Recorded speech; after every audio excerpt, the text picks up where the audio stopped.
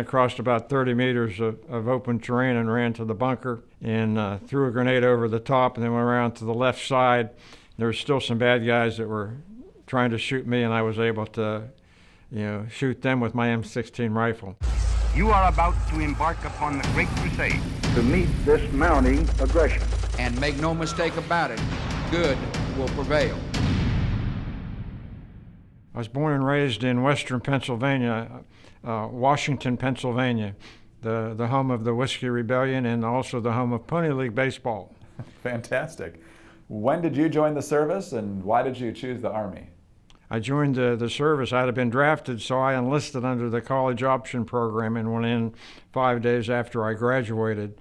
Took my first train ride down to Fort Jackson and got all my gear, then went down to Fort Gordon where I did my basic training and my advanced individual training. They were both 8 weeks and 8 weeks, and then 6 months over at Fort Benning in OCS.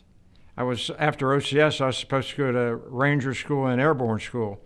I was down in the Ranger School. It was the last 3 weeks in the Florida phase, and we had a formation right before we graduated, and they called out 50 names and said, your order's now being changed.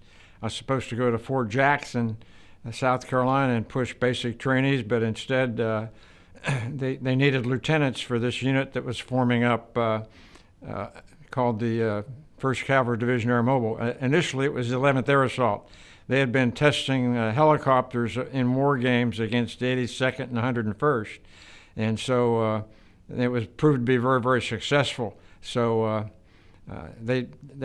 President Johnson decided to deploy us to Vietnam, the 1st Cav was in Korea, so they brought the colors from the 1st Cav back to Fort Benning, and we became the 1st Cavalry Division Airmobile. Explain the Airmobile concept, because this was cutting edge at that time. Yes, it was. It was our Jeep. Everywhere we went by helicopter. It was we had basically the Huey helicopter would take us into the battle area, and they would prep that battle area with rockets and artillery from other helicopters that were attack helicopters that were mainly armed with rockets and machine guns. And so that's how we went into battle. Talk about your first thoughts as you arrived in Vietnam. What was it like when you first got there? It was very hot and humid, and there was jungle all around, and it was it was all green from the air, with the heavy jungle, and it was very, very intimidating, for a young my first assignment out of Army training. It was right into combat, which is pretty tough. We went over on merchant marine ships, the whole division of 15,000 aircraft carriers for the helicopters, and it took us a month to get to Vietnam. And we were practicing and shooting off of the tail of the ship and trying to learn about the enemy.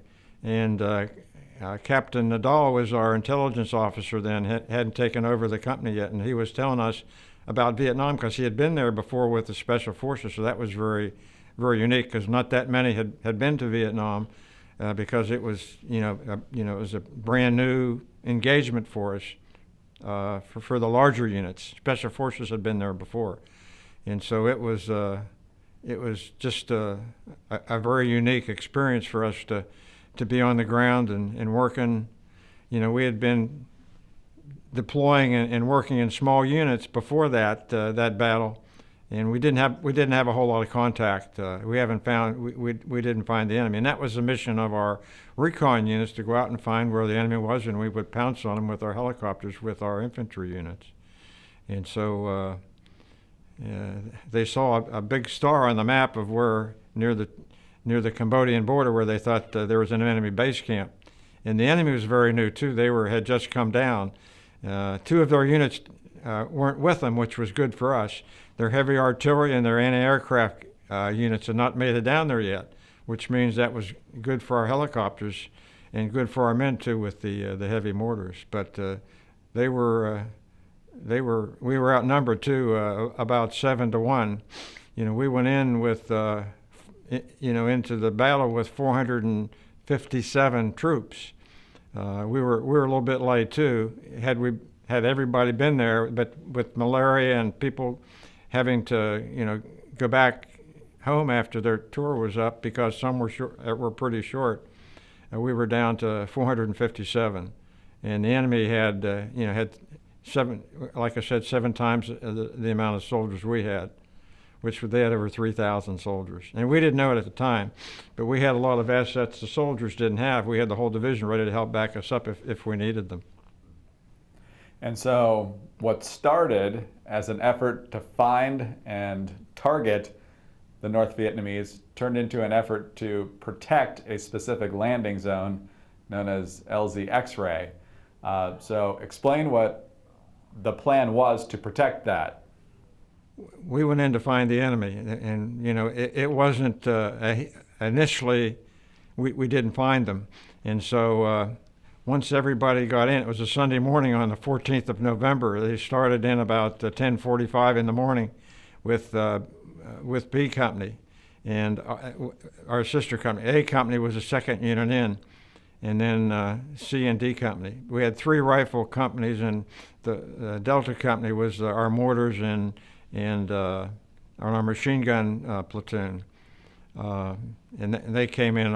They came in also, and so once everybody got in, B Company started out looking for the enemy, and one of the units they called Lieutenant Herrick, one of my OCS classmates, was in charge of that unit. He saw some enemy, and he started chasing him and trying to catch him.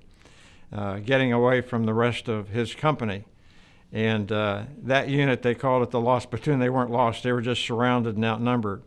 And he was killed in action, his platoon sergeant was killed, and many of his other sergeants were wounded, and a young E5 named Ernie Savage took over.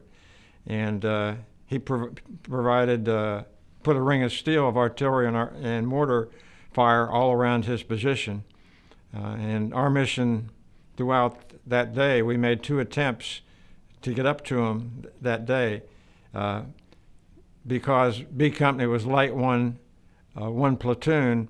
Captain Nadal, our company commander, sent me over and attached me to B Company to make it a full company. And we made that first attempt, but we weren't successful. We were taking a lot of casualties, and so we pulled back. And our battalion commander, Lieutenant Colonel Moore, wanted to get up to him that night. It was starting to get late in the afternoon, and we wanted to get up to him. So we made a second attempt with B Company and A Company side by side, trying to get up there to him. We put artillery and mortar fire in front of our positions as we moved forward, trying to get to him. And company commander said, "Hey, they got their bayonets fixed." So he told all of us to fix bayonets. So we took our bayonet off of our pistol belt and fixed our M16 rifle with a bayonet, so we would be equal to the bad guys. So we started to make that second attempt to get up to him, but we were taking a lot of fire and still getting casualties. I didn't have an aide man, but one of my sergeants was an aide. He was an aide man in Korea, named Sergeant, he was a Staff Sergeant Tulliver. So he had 2 missions, to take care of his squad and also to take care of the wounded. So he was a very busy guy. And but as we started up, moving up right in front of my position, everybody has their own firefight. In front of my position, there was this big solidified rock, I call it an anthill, and there were trees and shrubs all around it. And that was, and there were bad guys in the trees and around the side of the solidified rock position. And it was my mission to knock that thing out. I told one of my men to shoot a bazooka. It was called a LAW, light anti-tank weapon. It's a one-shot disposal weapon. You open it up and you put it on your shoulder and you fire, and it'll go through about 12 inches of steel. And it didn't work for him. It went off because of the humidity and the moisture. So rather than waste any more time, I took it from him and I reloaded it. I closed it up and opened it back up, and it went off for me. It made a big boom, and I thought we destroyed that thing, so we started going forward again. We were taking more casualties though, so I told one, using sign language because of all the battle noise, I told one of my men to go up there and throw a grenade over the top, and he thought I meant throw it from where we're at, and he did, and it landed in front and didn't do any damage. So rather than waste any more time, I told my men to hold their fire, don't shoot me up, as best I could. And I ran across about 30 meters of open terrain and ran to the bunker and threw a grenade over the top, and then went around to the left side. There were still some bad guys that were trying to shoot me, and I was able to shoot them with my M16 rifle. After it was silenced, I told my men, come on, let's go. And someone further in the background, another enemy bad guy, was standing up, telling my men to come on. I got shot in the jaw, went in my left side and out underneath my right jaw.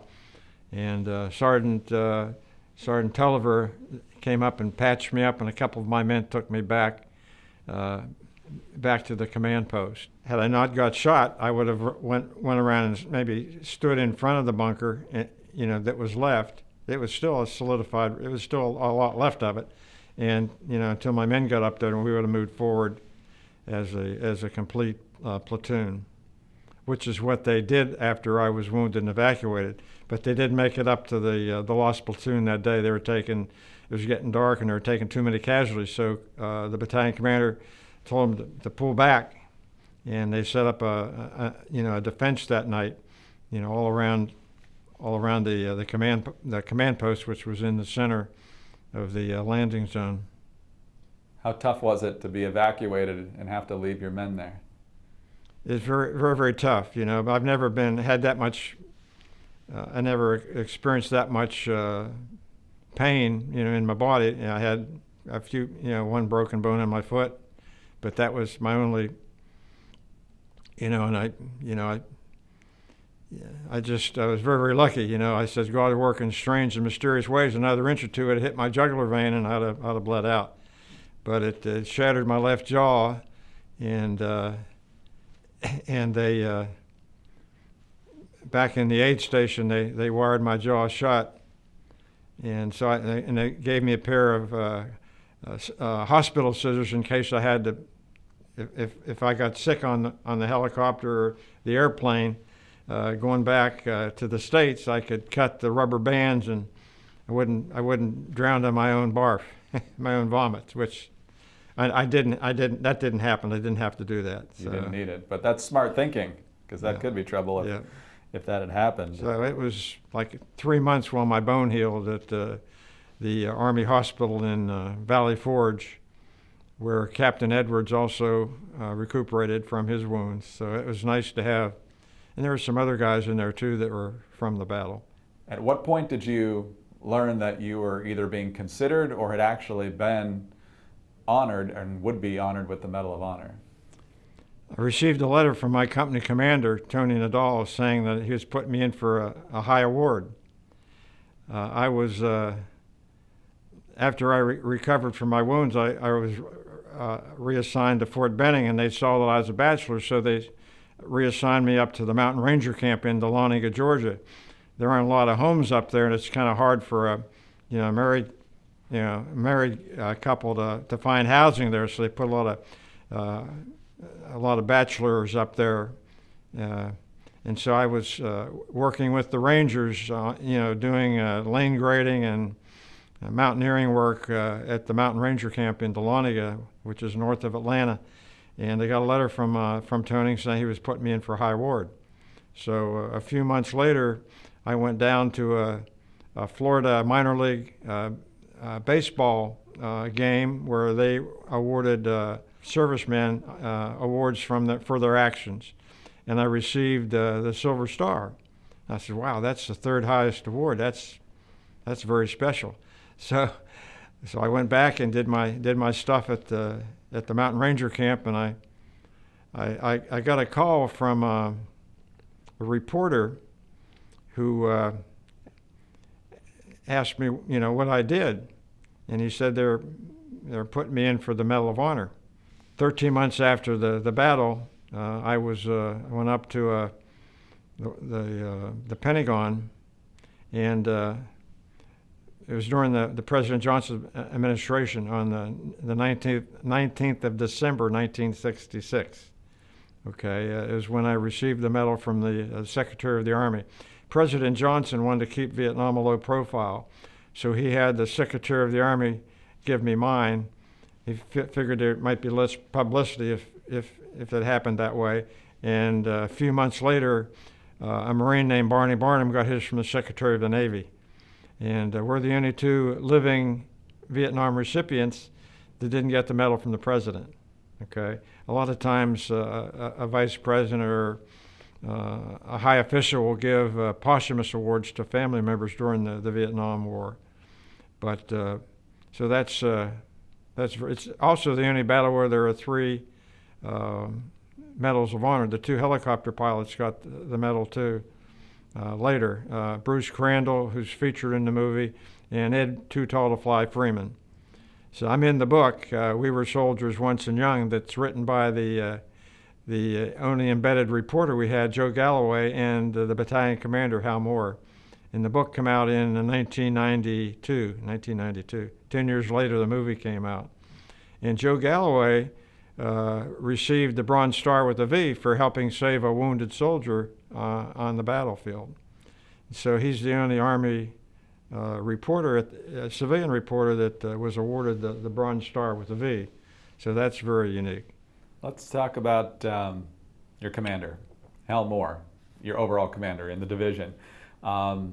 Everyone I've talked to absolutely raves, says he's the best soldier they've ever seen. What made him such a successful leader? Again, he was first in and last out. He said he wasn't going to leave anybody behind, and all the casualties were identified, and everybody made it out. We had 79 killed in action and 121 wounded in action. 121 wounded after 3 days of intense fighting, and we didn't. Everybody made it out, and he was there with us in our training too. He was right there, running with us and right there in the heat of battle.